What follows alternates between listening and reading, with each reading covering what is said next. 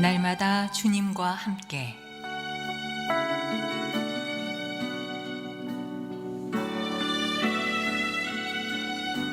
오늘 말씀에 강북 제1교회 황형택 목사입니다.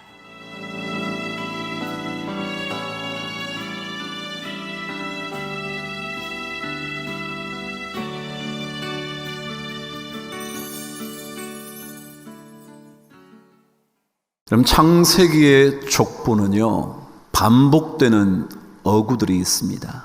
그것이 바로 누구누구를 낳고 그리고 죽었더라 라는 패턴입니다. 모든 족보가 이 패턴을 따라 기록되었습니다. 예를 들자면 야렛은 162세에 에녹을 낳았고 그는 962세를 살고 죽었더라. 이게 창세기 족보의 중요한 형태입니다. 모든 사람의 삶을 누구를 낳았고 그리고 죽었더라 기록을 합니다. 그런데 단 한 사람만 예외가 있습니다. 바로 에녹이라는 사람입니다. 오늘 말씀은 에녹은 65세에 무두셀라를 낳았고 여기까지는 동일합니다. 그런데 그의 마지막을 다른 사람들과 똑같이 죽었더라라고 기록하지 않고 그는 365세를 살았더라라고 끝을 냅니다. 다른 사람들은 365세를 살고 죽었더라 기록을 하는데 에녹에 대하여는 365세를 살았다라고 기록을 합니다. 그래서 히브리서 11장 5절은 에녹을 가리켜 그렇게 기록을 합니다. 믿음으로 에녹은 죽음을 보지 않고 옮겨졌으니 하나님이 그를 옮기심으로 다시 보이지 아니하였다. 그렇게 기록합니다. 조금 다른 패턴이죠. 죽음을 보지 않고 옮기워진 그 사람 에녹에 대한 이야기가 오늘 기록되어 있습니다. 에녹이라는 단어는 히브리어로는 하녹라는 단어인데 이 단어는 이런 뜻을 가지고 있습니다. 첫 번째, 무언가를 전수해 주는 사람이라는 뜻입니다. 무언가를 전해준다는 거죠. 무언가를 남겨준다는 겁니다. 마치 명인들이 자신의 기술을, 자신의 모든 것들을 누군가에게 전수해 주듯이 무언가를 전수해 주는 사람이라는 뜻이 에녹 혹은 히브리어로는 하노크라는 단어입니다. 여러분은 무엇을 남겨주시고 싶으십니까? 무엇을 전수해 주시고 싶으십니까? 그래서 제가 오늘 설교의 제목을 무엇을 남길 것인가, 에녹이라는 이름을 보면서 제가 설교 제목을 정한 거죠. 무엇을 남길까? 그런대로 괜찮은 사업체 하나 남겨주시겠습니까? 그건 나쁘지 않죠. 아버지가 수고한 땀 흘려 일궈놓은 기업 자식에게 넘겨주는 거 좋은 일이죠. 혹은 괜찮은 부동산 하나요? 아니면 돈 좀요? 여러분 무엇을 남겨주실까요? 어떤 것을 남겨주면 자식들이 부모를 생각하면서 자신의 삶 속에 무엇을 어떻게 해야 할지를 생각할 수 있을까요? 그런데 이 하노크라는 단어의 두 번째 뜻이 뭐냐 하면 시작하는 사람이라는 뜻입니다. 그렇죠. 무언가를 시작하지 않고서야 어떻게 누군가에게 남겨줄 수 있겠습니까? 여러분이 사업을 시작하지 않고서야 어떻게 그 사업체를 남겨줄 수 있겠습니까? 여러분이 친절한 말을 먼저 시작하지 않고서야 어떻게 친절을 물려줄 수 있겠습니까?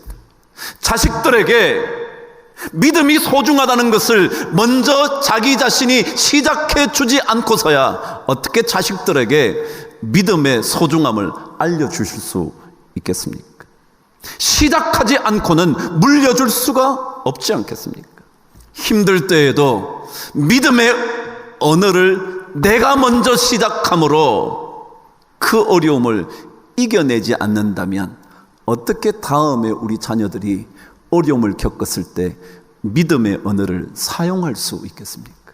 힘들 때에도 괜찮아. 하나님이 우리의 요새시잖아. 하나님이 우리의 방패시잖아. 하나님이 우리의 피난처 되시잖아. 그분이 우리의 마사다잖아. 라고 말하지 않는다면, 내가 먼저 그것을 시작하지 않는다면 어떻게 우리 자식들에게 그 무언가를 남겨줄 수 있겠습니까?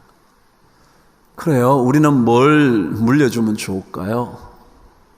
물려준다면 결국 나보다 뒤에 있을 그 누군가에게, 그것이 자녀이든지 가족이든지 아니면 내 동료이든지 친구이든지 그 누구이든지 내가 먼저 떠나게 될 때 무엇을 남겨줄 건지, 아니 현재 살고 있으면서도 내가 무엇을 전해줄 것인지 우리는 선교의 사명을 띠고 산다는 거죠.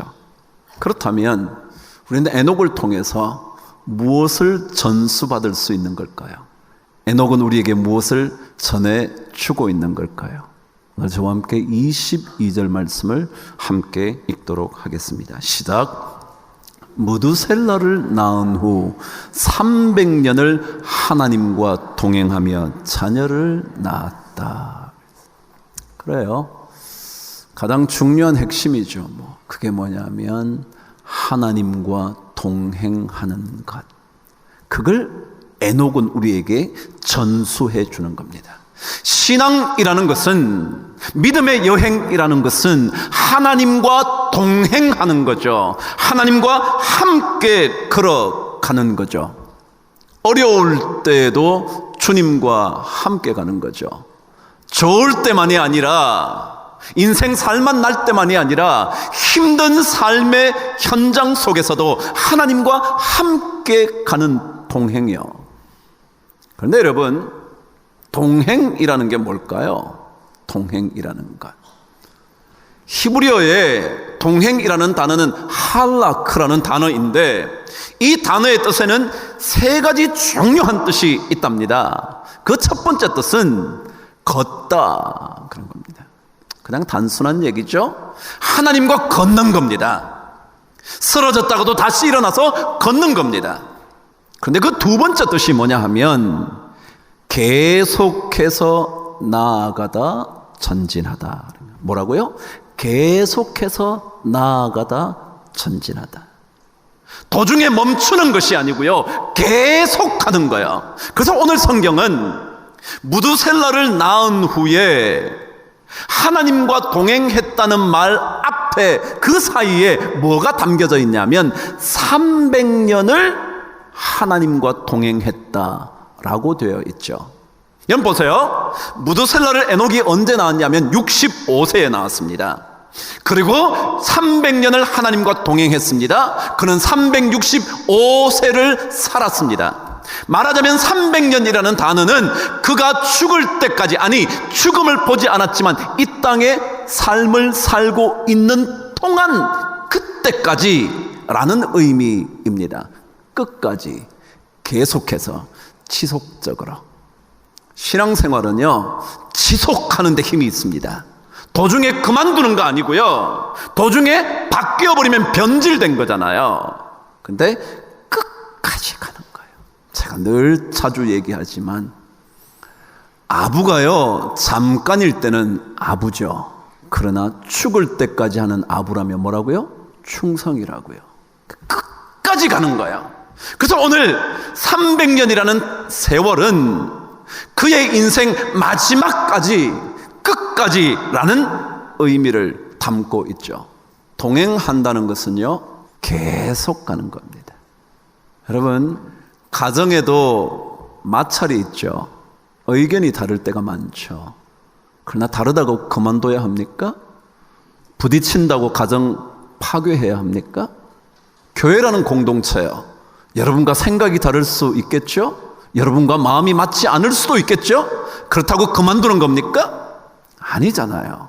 끝까지 주님과 함께 동행하는 것.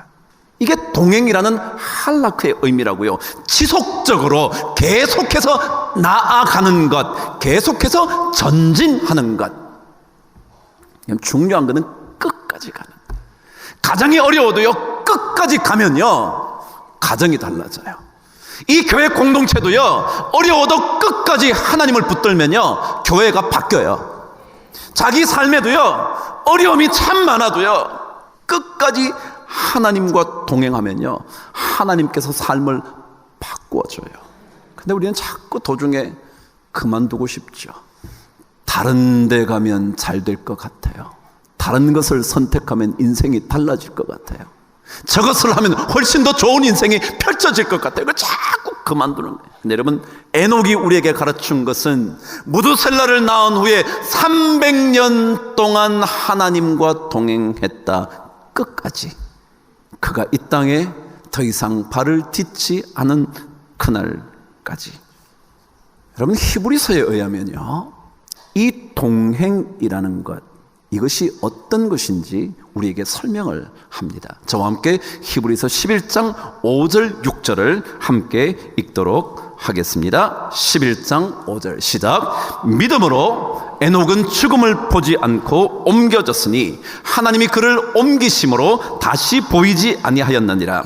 그를 옮기기 전에 하나님을 기쁘시게 하는 자라 하는 증거를 받았느니라. 여러분 보세요. 옮기기 전에, 다시 말해 300년 동안 계속 사는 동안 뭐요? 하나님을 기쁘시게 하는 자라는 증거를 받았대요. 다시 말하면 동행이라는 것이 뭐냐 하면요, 하나님을 기쁘시게 하는 거라는 거예요. 다른 거 아니고요, 여러분이 뭐 엄청난 걸 하는 게 아니고요, 하나님과 끝까지 걸어가 보는 거예요. 그게 뭐라고요? 하나님을 기쁘시게 하는 거라고요. 그런데 놀랍게도 11장 6절은 이렇게 기록합니다. 믿음이 없이는 하나님을 기쁘시게 못한다 그랬어요. 뭐가 하나님을 기쁘게 한다고요? 믿음이요. 그럼 동행이 하나님을 기쁘시게 하는 것이고 믿음도 하나님을 기쁘시게 하는 거라면 동행이고 뭐라고요? 믿음의 삶이다. 믿음의 삶. 믿음의 삶이 뭐냐면 동행하는 거라는 거예요. 그러면 그게 기쁨이 된다는 그런 거예요. 그래서 하나님께서 동행하는 이야기를 에녹을 통하여 들려주는 거죠. 그가 끝까지 평생 동행할 수 있는 이유는 그가 계신 것과 그를 찾는 자들에게 상 주시는 이심을 믿고 있기 때문에 그런 거예요. 아, 그래, 하나님이 우리에게 상 주시는 분이지. 그래서 끝까지 동행하면 그것이 믿음이 되고 그것이 기쁨이 된다는 거예요. 끝까지 가는 거죠. 자, 그래서 말이죠, 제가 동행이라는 단어의 두 가지 뜻까지 가르쳐드렸죠. 하나는 걷다, 두 번째는 계속해서 나아가다, 전진하다, 세 번째 뜻이요. 그래서 그것이 그 사람의 삶이 되다라는 게 할라크, 동행의 뜻입니다. 그렇잖아요. 우리가 이 길을 계속 걸어가면 결국 그것이 그 사람의 삶이잖아요. 오늘 여러분 임장로님께서 기도하셨어요. 임장로님 교수 출신입니다. 은퇴하실 때까지 교수였어요. 은퇴하시고도 석자 교수로 계셨어요. 계속 그걸 살아왔으니까 그게 뭐예요? 자기 삶이죠. 삶이잖아요. 삶. 걸어온다는 것, 그것은 자기 삶이 된다는 거예요. 동행이라는 건 다른 게 아니고요, 그리스도인의 삶이 되는 거예요.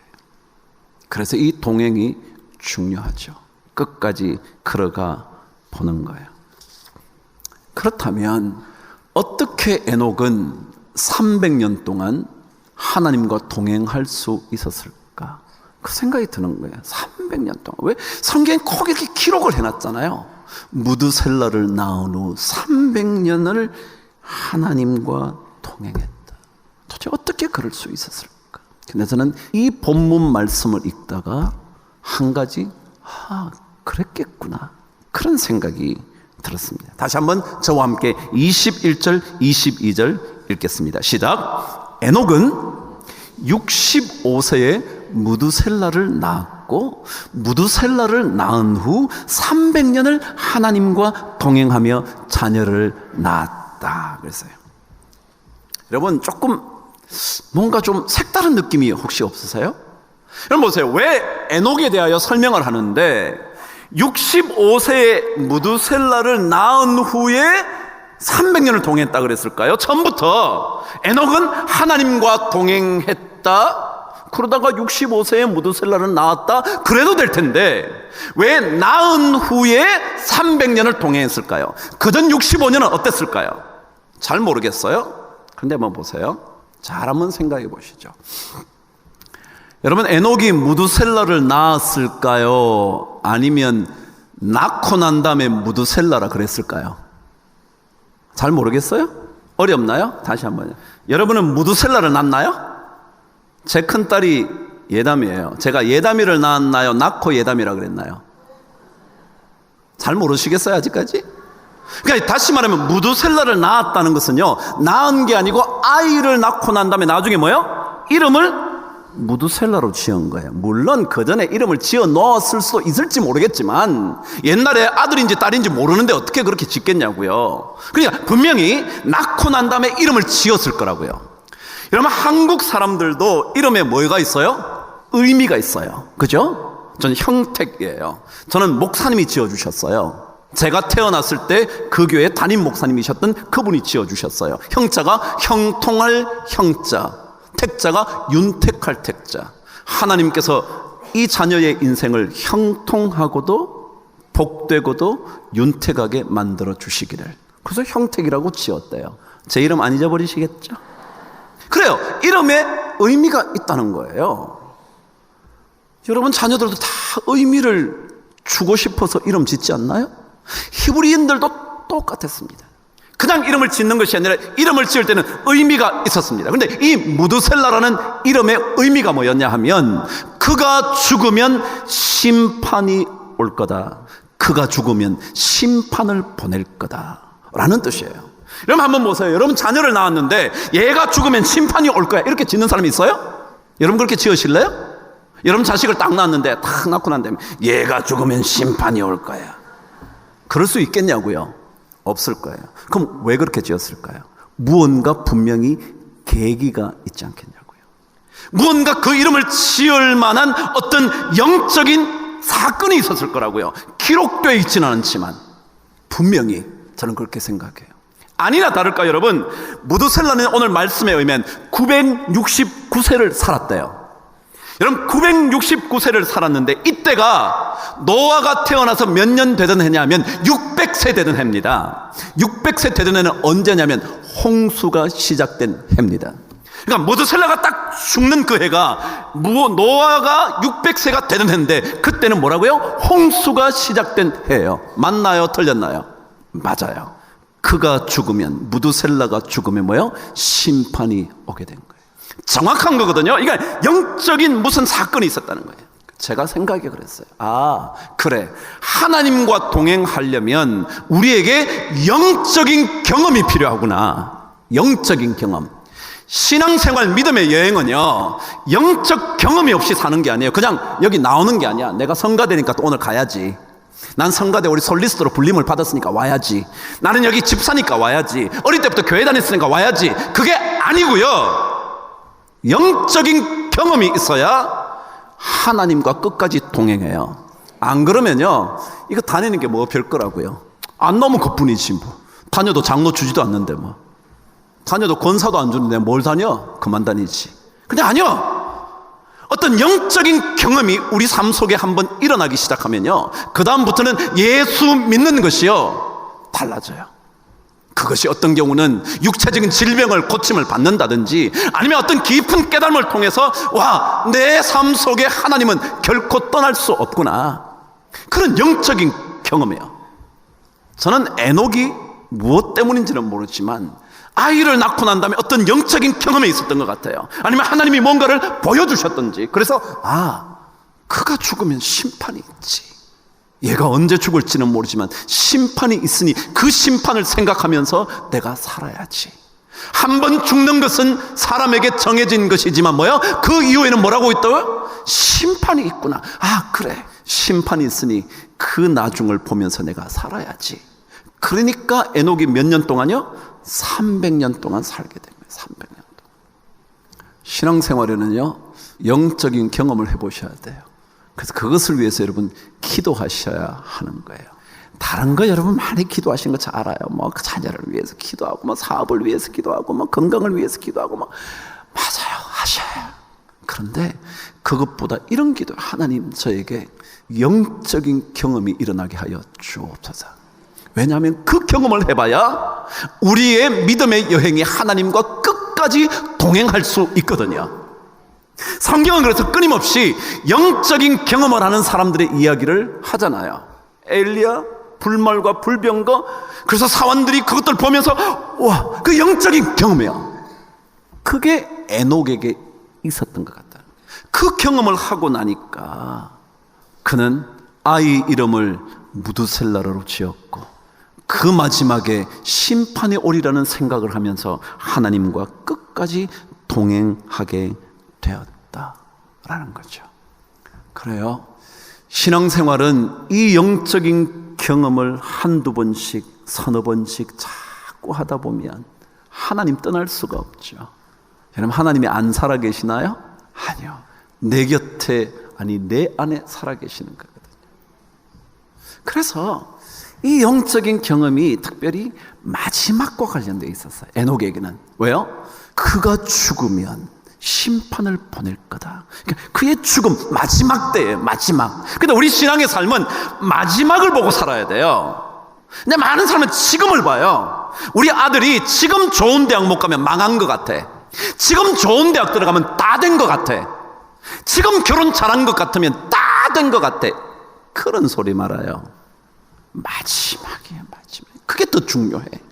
그래서 안 좋은 일을 만나도 우리는 지금 보지 않아요. 뭐 지금 안 좋을 수도 있죠. 뭐 그러나 하나님은 합력하여 뭐요? 선을 이루자. 그러니까 마지막을 보는 거예요. 우리의 삶이 지금 어떤가? 이것은 마지막에 심판이 있다는 걸 생각하며 살아야 되는 거예요. 그것이 우리 삶을 다르게 바꾸죠. 스티븐 카비가 그렇게 말했습니다. 끝을 바라보며 시작하십시오. 끝을 바라보면서. 지금 여기를 막, 와, 여기 괜찮네, 돈 벌겠네, 그런 거 말고, 끝을 보면서 시작하라고. 제가 기록에 보니까 노벨상 수상의 첫 번째 발표가 의학상이라 그러네요. 근데 그 노벨상의 제정자가 누구죠? 노벨이요. 알프레드 노벨이라는 사람의 얘기 하나 들려드리고 말씀을 정돈하죠. 노벨은 어떤 사람이었나요? 다이나마이트를 발명한 사람이야. 그러니까 다이나마이트 왕 노벨이죠. 사실은 실제로 이 노벨이 폭약을 만들어서, 그러니까 다이나마이트는 나중에 최종적으로 만드는 거예요. 그전에도 계속 폭약을 만들어서 터뜨리고 이런 것 때문에 돈을 많이 번 사람이었답니다. 근데 어느 날 신문을 보고 있는데 딱 보니까 노벨 죽었다 이렇게 나온 거예요. 노벨의 자기 자신의 사망 부고가 신문에 뜬 거예요. 부고가. 자기는 죽지도 않고 지금 신문 보고 있는데, 그 알고 보니까 자기 형이 죽었는데 착각해서 신문기자가 노벨이 죽었다고 신문에 낸 거예요. 그런데 그 신문 부고 내용이 뭐였냐 하면 이렇게 적혀 있었다는 겁니다. 죽음의 상인 노벨 세상을 떠나다. 이렇게 죽음의 상인. 근데 이 말을 읽는 순간 충격적이었다는 거예요. 왜냐하면 자기가 이제껏 살았는데 남들은 자기를 보면서 뭐라고 그랬냐면 죽음을 팔아먹고 사는 사람이었구나. 죽음을 매개체로 해서 폭약으로 죽이고 살리고 뭐 이런 것을 통해서 돈 번 사람이구나. 이렇게 생각한다는 마음이 들자 막 어쩔 줄을 모르겠대. 그래서 그때 그 부고를 보고 난 다음 곧장 자신의 모든 재산을 내놔서 노벨 재단을 만들었다는 거예요. 요즘 여러분 이 사람이 죽음의 상인이라고 생각하는 사람이 있나요? 아니요. 없죠. 오히려 전 세계를 이롭게 하는 그런 일에 쓰임받는 사람으로 이해하잖아요. 왜요? 그가 죽음의 이야기를 먼저 봐서, 마지막을 먼저 봐서, 살아있는데 자기의 죽음 소식을 듣게 되면서, 아, 남들이 나를 죽음을 팔고 사면서 그래서 돈 벌어먹고 사는 사람이라고 생각하는 그것 때문에 그가 삶을 바꾸죠. 그럼 우리요, 마지막을 보면서 사는 거예요. 지금 너무 그러지 마세요. 지금 여기 나도 그러지만, 지금 여기도 소중한 시간들이지만, 그러나 이것이 전부가 아니에요. 잘 된다고 좋아할 것 늘 얘기지만 없고요, 안 된다고 너무 안 된다 그럴 거 없어요. 우린 마지막까지 주님과 동행하는 거예요. 그러면 그 주님과 동행하는 동안 겪게 되는 수많은 영적인 경험들이 우리 삶을 더욱더 부욕해 하고, 그리고 언젠가 누군가에게 남겨줄 것이 있는 인생 되게 할 줄 믿습니다. 우리요, 믿음 여행하잖아요. 끝까지 잘 가야죠. 도중에 그만두면 뭐합니까? 잘 가야죠. 그러기 위해서 하나님께 기도하시, 하나님 저에게 영적인 경험 한번 하게 해주옵소서. 번개처럼 천둥처럼 경험되어질 수 있도록 주여 나를 도와주옵소서. 그래야 여러분 끝까지 걸어가거든요. 그런 은혜가 여러분 모두에게 넘쳐나게 되기를 주의 이름으로 축복합니다.